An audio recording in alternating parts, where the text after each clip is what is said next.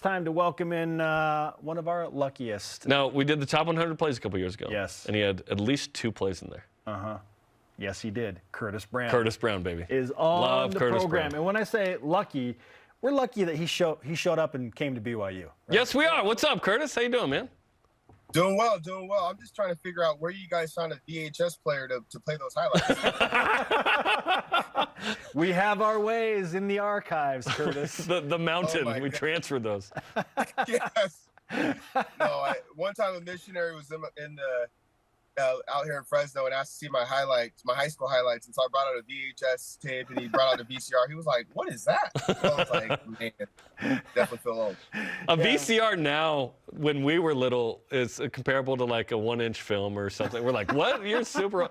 It's like, no, VHS. Yes. Yeah. Run the reels back, boys. Tape. What is it? Yeah. Yeah. Curtis, have you officially recovered from last year's performance at the Alumni Game? You good now that you've had a full year?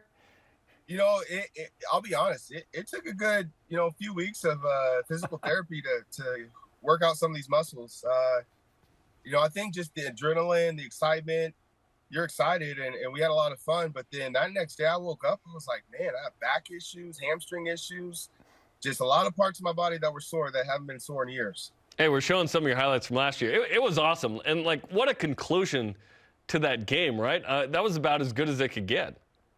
You couldn't have scripted it any better. It was a lot of fun, and for it being the inaugural, the first event of many to come, I think it ended in a great way. It creates a lot of excitement for this year's Alumni Game, and I think it's gonna be fun. There's gonna be some competition. I know it's kind of like you watching any of these All-Star games or Alumni games where you get people, they like to joke around quarter 1 through 3, but then once that fourth quarter hits, you're playing for the big money, the big W, and everybody gets a little bit more competitive. How many times have you heard from Keel about his catch to win the game? You know what, Keel, I think Keel's trying to get some NIL deals. He's trying to get some more eligibility to play tight end. To be honest, I was so proud of him. He has been, ever since I've known Keel, he's been the utmost ambassador for BYU football. And he's a stud of a human being, a stud of a player. And so for him to have that moment in front of having his kids out there watching them, I thought, his dad, they probably had no idea his dad was a good football player, but now they think the world of him just because he caught a touchdown. They're like, Dad played great offense. We don't even know about defense and pick sixes and whatnot. Okay, before the game, were you guys all in the home BYU locker room there? And who's getting ready in a fun, weird way? Who's taking it too seriously? Take us into the locker room there last year. Man, Reno Mahe is always a hilarious dude. He's calling people out, people trying to spat up and get all taped up. He's like, come on, bro. So Reno's definitely one that's hilarious. Fahu, he got jokes for days because he knows he's old and big. Fahu was fun to be around, just always joking with him. It was fun just to see a lot of these guys just, connecting. And I didn't know Max got into bodybuilding. That dude came out so swole. I didn't even think he was going to be able to throw a football. Barely fit through the door. But he was focused. And so I had a chance to see a couple things that BYU had done, some spotlights on Max. And so proud of him and his journey and the example he's been to us all. And just to see what he's doing now in regards to being a coach and being a leader in his community. It was great to play with him. I never had the chance to play with Max. He was redshirting my senior year, but a great individual. Curtis Brown with us on BYU Sports Nation discussing last year's Alumni Game and the approaching Alumni Game. We'll get back to that in just a moment, Curtis. But while we have you, I do want to ask you about the former BYU running backs that are still currently in the NFL. With you as a BYU alumnus, watching the likes of Jamal Williams and Tyson Williams and Tyler Algier all contribute and stick on rosters, what has that been like for you? You're just proud. I'll be honest, back in 2002, this is like 21, I'm dating myself, but being recruited by BYU, it was kind of like, oh, that's cool, but nothing special. It was like we were guaranteed once a year to be on a national game playing a team that was actually worthy of of playing. And so to now see that we're getting the exposure that we've always wanted from a TV perspective, to see we're actually getting the credibility from an NFL standpoint that we can play in the league, that we have the talent, that we shouldn't be, judged just based on the conference we play in, but we have great athletes. And so it just says a lot about what Coach Sataki is trying to do, and he's trying to demonstrate to the world that, hey, our boys can play. We're not just recruiting members of the church. We're recruiting people that have talent and can help us win. And if they happen to be a member, awesome. If not, it doesn't matter, because we take in everybody and we're willing to give everybody a chance. And for those second tier, and I was watching your segment earlier in regards to the NIL.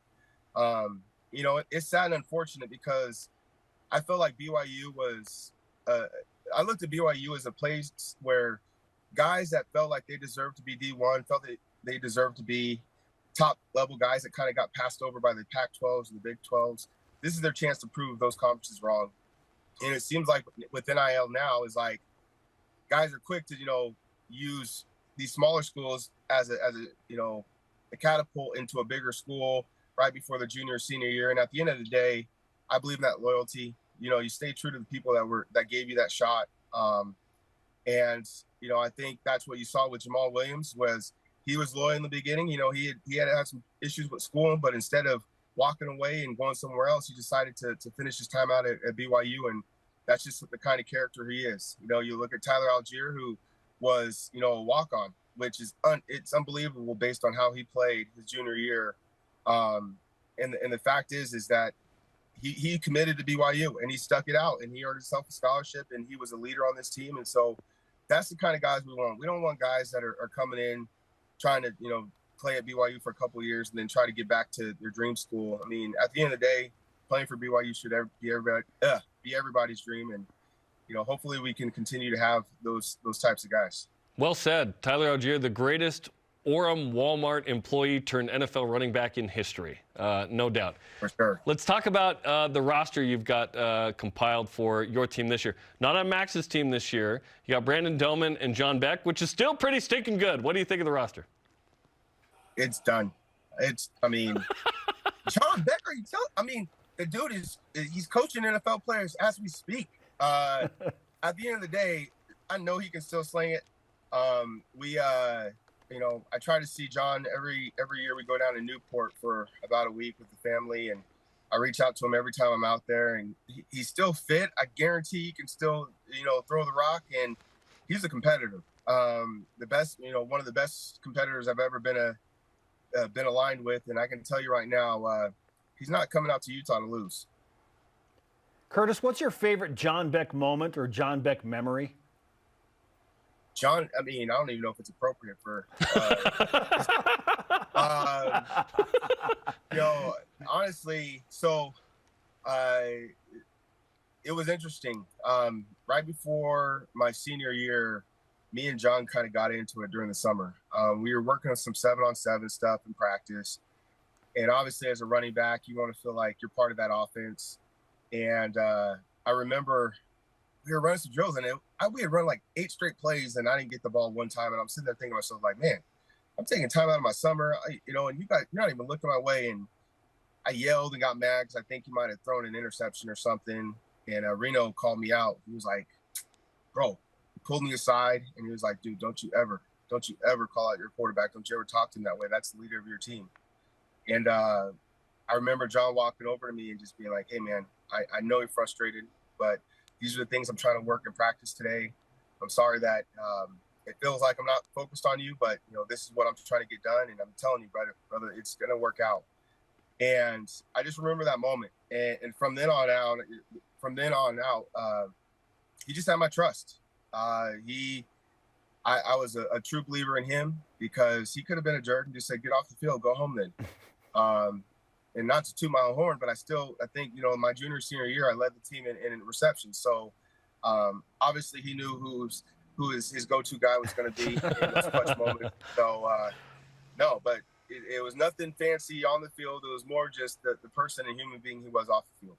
That's amazing. Was Reno working out with you guys from the Eagles? You know what?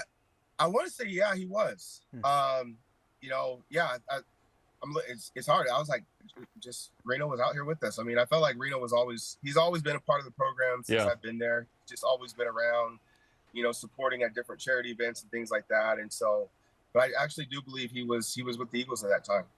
Now, Curtis, before you go, what's the life update? What are you taking a timeout from so that you can come back and participate in the alumni game? You know, honestly, I was taking time out from the gym, which is good. I was about to go do some dang cardio because I know that's going to hurt me in the elevation. So, but any excuse to get out of cardio is great for me. So, that's the plan. Go to the gym. I have a couple of appointments for work later this afternoon. But yeah, that was what I was focused on.